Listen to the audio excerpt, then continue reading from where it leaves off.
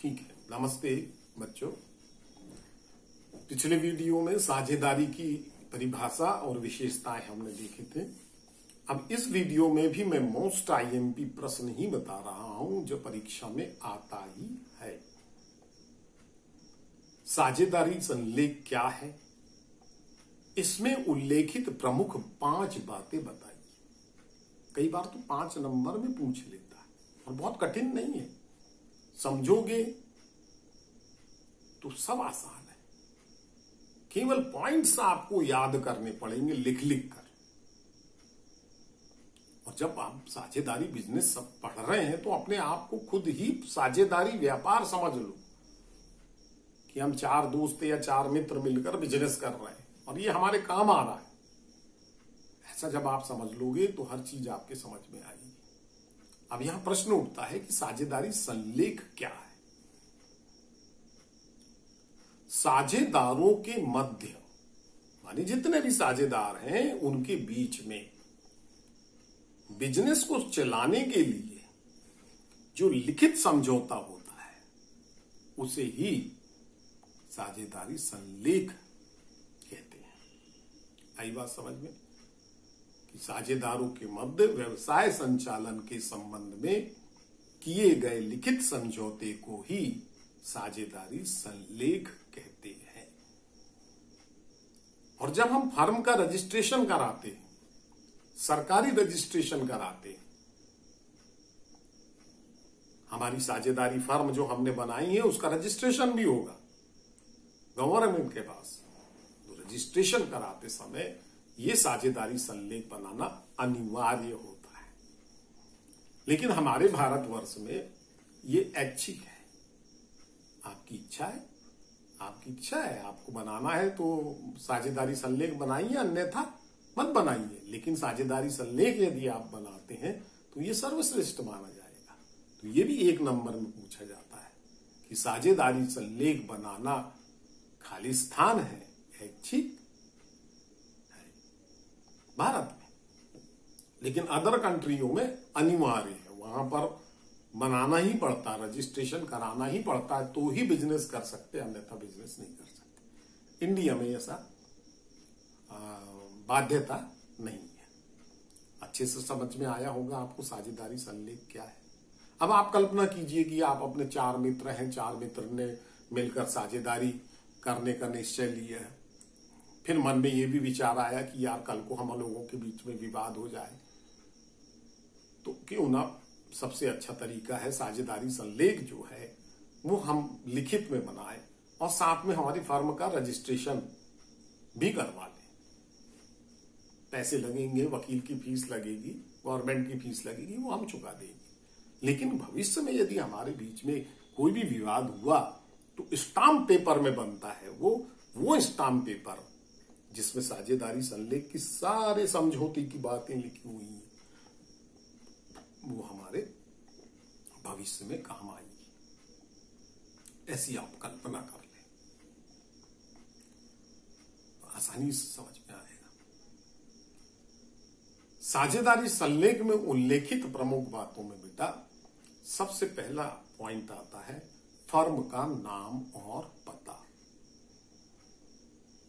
कि साझेदारी संलेख में सर्वप्रथम फर्म का नाम और फर्म का पता लिखा हुआ होता है ताकि आसानी से हर पक्ष पत्र व्यवहार कर सके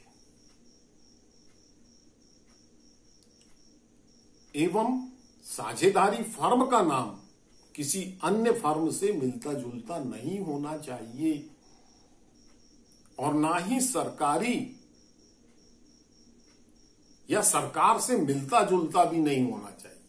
ये शर्त है, इतना आपको लिखना है उस पॉइंट में। अब उसमें समझ लें कि भाई आपकी फर्म का नाम है, पता है, क्यों है। अरे भाई आप इतनी बड़ी फर्म खोल रहे हैं तो कच्चे माल वाला आपसे पत्र व्यवहार करेगा, एजेंट आपसे पत्र व्यवहार करेगा, जो रिटेलर हैं वो आपसे व्यवहार करेंगे। तो पत्रों का आधार ईमेल वगैरह यों त्यों सब एक ऑफिस होना चाहिए कि नहीं होना चाहिए, तो वो होना चाहिए। नाम और पता इसलिए आवश्यक है। अब यहां दूसरी बात क्या बोली, किसी अन्य फर्म से मिलता जुलता नहीं होना चाहिए। आप ऐसा नहीं कर सकते ना कि जैसे सोनी का मोबाइल आता है तो आपने मोनिका में मोबाइल निकाल लिया, ऐसा नहीं होता। तो वो मिलता जुलता भी नहीं होना चाहिए, नहीं 420 का केस हो जाएगा, है ना। और सरकार से मिलता जुलता नाम भी नहीं होना चाहिए, नहीं वो भी गड़बड़। सरकार के से मिलता जुलता नाम यदि हमने फार्म का रख लिए और गांव में बैठ गए ऑफिस खोल के इंडियन गवर्नमेंट फार्म करके, तो लोग सोचेंगे यार सरकारी लोगों से पैसा लिए और लेके भाग गए। ऐसा होता है, देखने को मिलता है। इसलिए पहले ही प्रतिबंध लगा दिया गया। इतना लंबा चौड़ा नहीं लिखना है आपको। ये कॉलेज में जब आप जाओगे तो इतनी व्याख्या आप करेंगे तो कोई दिक्कत नहीं है। अभी तो आपको केवल मैंने जो 4 लाइन बताई है वो ही आपको बताना। नंबर 2 में है साझेदारों के नाम और पते। फर्म में कितने साझेदार हैं, सभी साझेदारों के पूरे नाम एवं पूरा पता, मोबाइल कांटेक्ट, ईमेल नंबर दिया होना चाहिए साझेदारी संलेख में। इसके बाद है व्यवसाय का क्षेत्र एवं प्रकृति। साझेदारी संलेख में आपके द्वारा जो बिजनेस किया जा रहा है उसका क्षेत्र क्या होगा। आप स्थानीय लेवल पर करेंगे, छिंदवाड़ा लेवल पर, एमपी लेवल पर, इंडिया लेवल पर या इंटरनेशनल लेवल पर, इसका स्पष्ट उल्लेख उसमें क्षेत्र का होना चाहिए। अगला नंबर आता है बेटा साझेदारी की अवधि, कि आप लोगों ने मिलकर जो बिजनेस शुरू करने की कल्पना की है तो साझेदारी संलेख में आपको उसकी अवधि बतानी पड़ेगी, है ना। उसमें आप ये भी बता सकते हैं कि निरंतर, ऐसा लिख देंगे आपकी हमारी साझेदारी अवधि सहमति होने तक के निरंतर चलेगी, ऐसा लिखेंगे तो वो तो हमेशा चलेगी। आप कई बार साझेदारी क्या होता है, जैसे नागपुर से छिंदवाड़ा रोड बनाने का कॉन्ट्रैक्ट लेना है, 4 लोगों ने मिलकर ले लिए, तो मालूम है कि वो 2 साल में कंप्लीट करना है उसको, तो 2 साल की अवधि लिखी जाएगी, है ना। तो इस तरीके से यहां पर आपको साझेदारी की अवधि, तो मैंने जो समझाया वो नहीं लिखना। साझेदारी की अवधि 2 बिंदु डैश, साझेदारी संलेख में साझेदारी फर्म कितने अवधि तक चलेगी इसका स्पष्ट उल्लेख होना चाहिए। केवल इतना भर लिखना है आपको, ठीक है। इसके बाद अगला पॉइंट आप देखें, साझेदारों की पूंजी।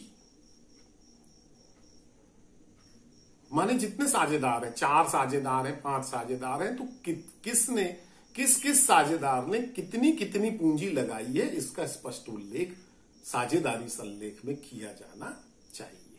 आपका पैसा जो लगा है। लाभ हानि विभाजन, कि वो साझेदार जब बिजनेस होगा तो आपस में लाभों का विभाजन किस तरह से करेंगे। बराबरी से करेंगे, अनुपात में करेंगे, है ना, या पूंजी के अनुपात में करेंगे, इसका स्पष्ट उल्लेख होना चाहिए। इतना ही लिखना उसमें। आप बात को समझे आप। अभी कभी कभी ऐसा होता है ना, किसी साझेदार ने 1 लाख रुपए लगाया, किसी ने 20,000 लगाया और किसी ने 10,000 लगाया। जब प्रॉफिट होगा तो 1 लाख वाले को ज्यादा मिलेगा, 20 वाले को कम मिलेगा और 10 वाले को और कम मिलेगा। न्याय से ऐसे ही बटेगा ना कि बराबर बांट दोगे। इसलिए वहां पर इसका स्पष्ट उल्लेख होना चाहिए, है ना। इसके अलावा है तो इसमें 22 पॉइंट्स, लेकिन परीक्षा में 4 या 5 ही पूछे जाते हैं। और भी इसमें मैं आपको बता दे रहा हूं। वेतन एवं कमीशन। साझेदारी व्यवसाय में यदि साझेदार को वेतन मिलता हो या कमीशन मिलता हो तो इसका भी स्पष्ट उल्लेख साझेदारी संलेख में किया जाना चाहिए। मान लीजिए 5 साझेदार हैं, 5 में से 4 साझेदार जो हैं वो निष्क्रिय हैं, कोई काम नहीं करते, लेकिन 5वां साझेदार जो है वो पूरा बिजनेस संभालता है। तो प्रश्न यही उठेगा ना कि आप लोग चार तो कुछ नहीं करते, मैं तो पूरा बिजनेस संभालता, मेरी जगह यदि कोई मैनेजर रखते तो उसको वेतन देना पड़ता, नहीं देना पड़ता, तो वो वेतन मुझे दो, प्रॉफिट के अतिरिक्त देना पड़ेगा। यदि ऐसी कोई व्यवस्था है तो उस पर लिखना चाहिए। ठीक है, तो कैसे लिखना बता चुका हूं मैं आपको। इसके बाद आप इसमें कार्यों का वितरण, साझेदारी व्यवसाय में कौन सा साझेदार कौन से कार्य को करेगा, इसका भी स्पष्ट उल्लेख साझेदारी संलेख में किया जाना चाहिए। ठीक है, तो मेरे ख्याल से 6 या 7 पॉइंट हो गए साझेदारी संलेख में उल्लेखित बातों के। इतना ही बहुत है आज के लिए। और अगले वीडियो में एक इंपॉर्टेंट क्वेश्चन जो है वो मैं और बताऊंगा आपको, जो वो माने मोस्ट आईएमपी क्वेश्चन है। तो अगले वीडियो में बता देता हूं। टाइम है क्या अभी? हाँ, तो नमस्ते बच्चों, अगले वीडियो में हम फिर मुलाकात करेंगे।